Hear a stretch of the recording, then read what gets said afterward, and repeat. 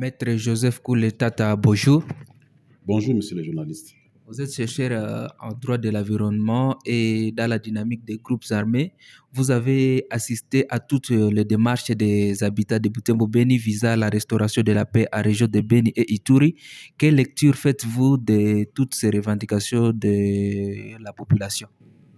Non seulement je suis partie prenante de l'organisation des manifestations pacifiques et d'autres actions toujours pacifiques qui ont été menées, mais aussi j'en suis le porte-parole.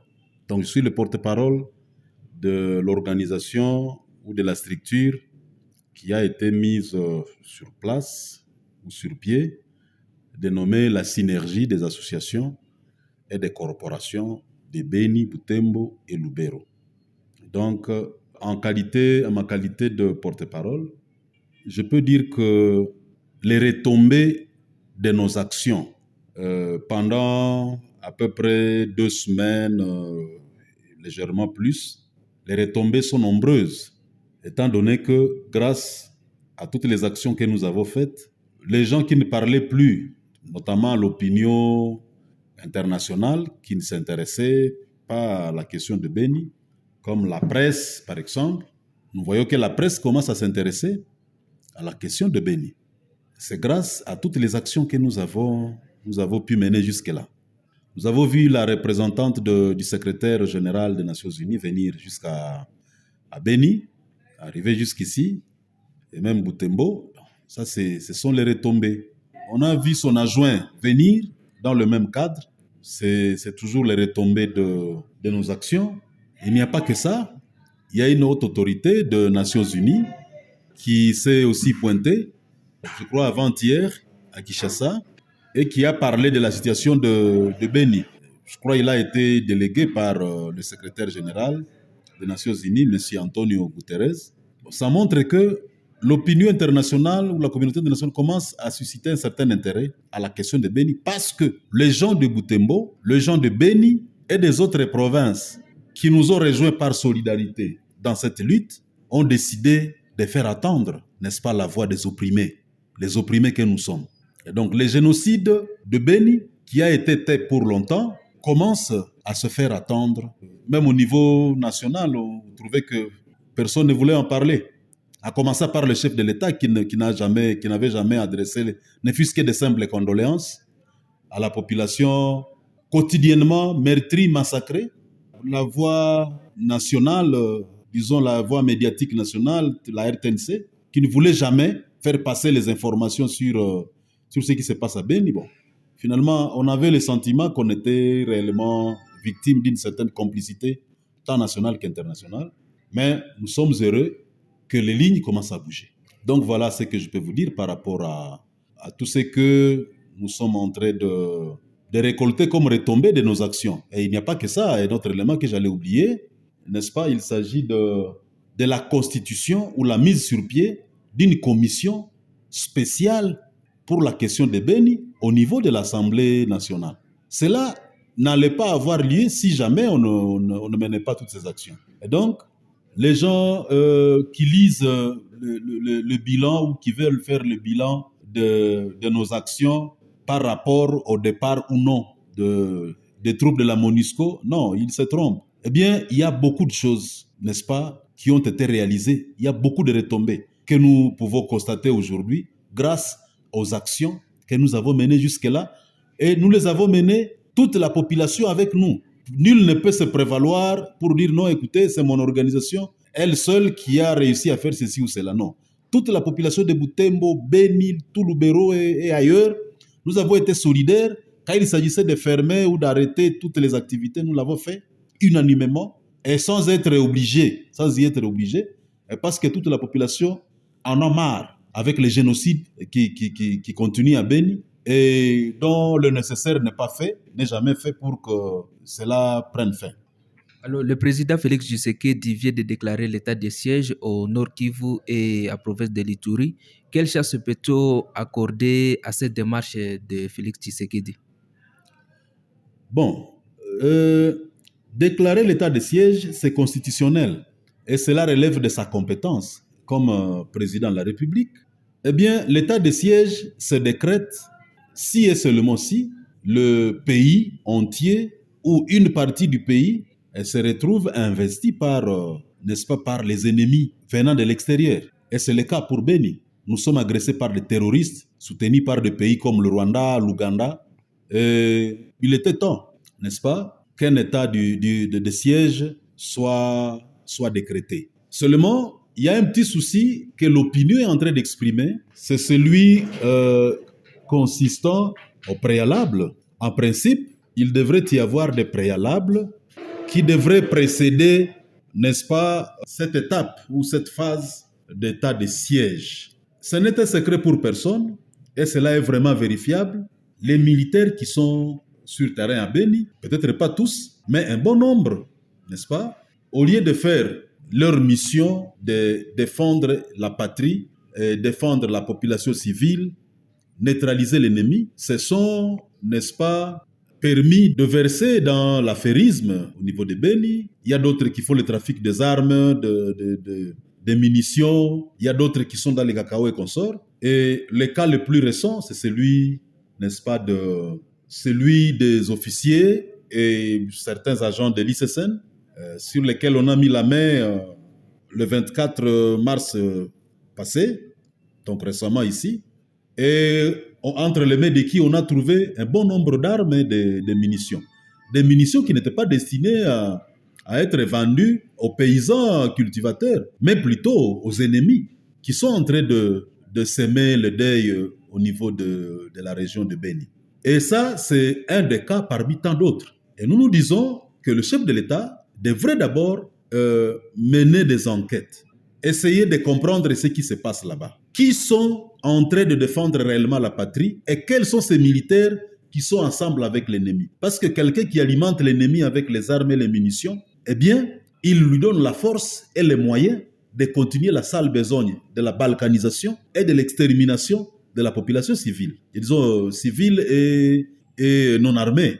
Alors, il y a aussi des commandants qui ne réagissent jamais aux alertes n'est-ce pas, de la population. Lorsqu'on dit qu'il y a des suspects dans notre village qui ne bougent jamais, qui ne veulent jamais se présenter pour aller défendre la population, qui attendent et qui viennent seulement plusieurs heures après que le pire soit arrivé. Alors, de tels gens, ce sont des gens qu'il fallait absolument sortir d'abord de Beni, amener d'autres troupes qui ne sont pas de la région, de Butembo Beni et du Nord Kivu, des deux qui n'ont pas été membres ou parties prenantes des rébellions anciennes telles que le RCD, le CNDP et les autres, les groupes Maïma et consorts. De trois, il fallait voir clair parce qu'il n'y a pas que dans l'état d'urgence, il n'y a pas que le déploiement des troupes au niveau de Beni et au niveau de la frontière, peut-être à Butembo et consorts et en Ituri, mais aussi il y a des postes politico-administratifs qui doivent être occupés absolument par des militaires. Il y a notamment le gouvernorat, il y a les mairies, la mairie de Butembo et de Beni. Eh bien, il faut voir qui peut occuper ces postes-là, qui peut être nommé à ces postes-là. Et parce que s'il s'agit, par exemple, de quelqu'un qui est de mèche avec les ennemis, qui a fait de la guerre, n'est-ce pas, une vache à traire pour lui, et lorsque vous lui donnez le pouvoir comme celui-là, eh bien, je crois qu'il y aura pire, on va s'attendre au pire. Hein? La situation va s'empirer davantage.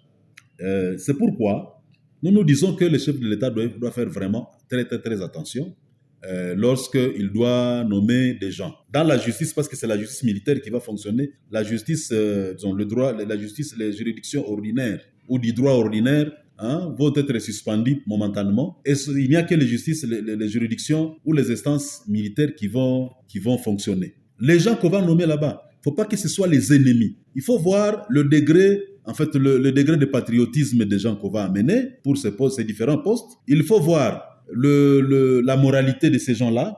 Il faut connaître un peu leur biographie, comment ils ont évolué dans l'armée et au besoin, approcher la population meurtrie pour savoir qui cette population serait prête à accueillir. Et parce que au cas où on amenait les gens qui ne seront pas acceptés par la population et qui seraient considérés comme des ennemis, la population risque de connaître une implosion où la population ne sera pas d'accord de travailler avec de tels gens. Or, les militaires, sous l'état de siège, ils ont le pouvoir exorbitant.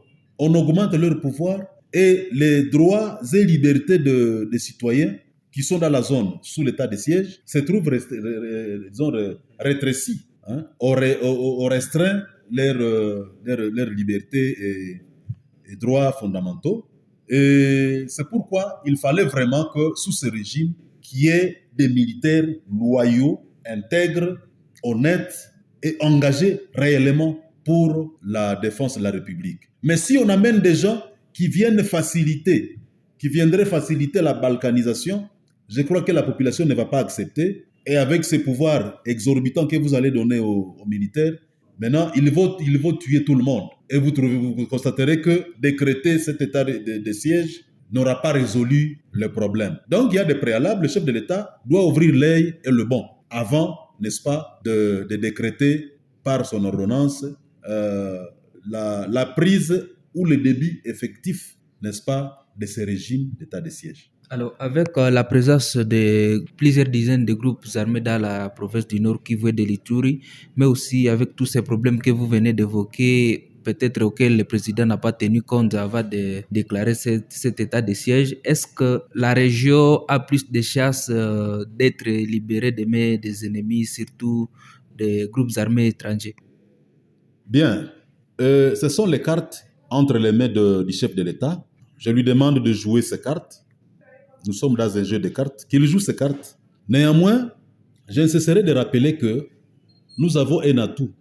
Nous avons une possibilité, un pouvoir que nous n'avons jamais voulu exploiter. Et cet atout ou cette possibilité est prévue par la Constitution, où il est dit que tout citoyen a le pouvoir et le droit sacré de défendre sa patrie en cas d'agression extérieure.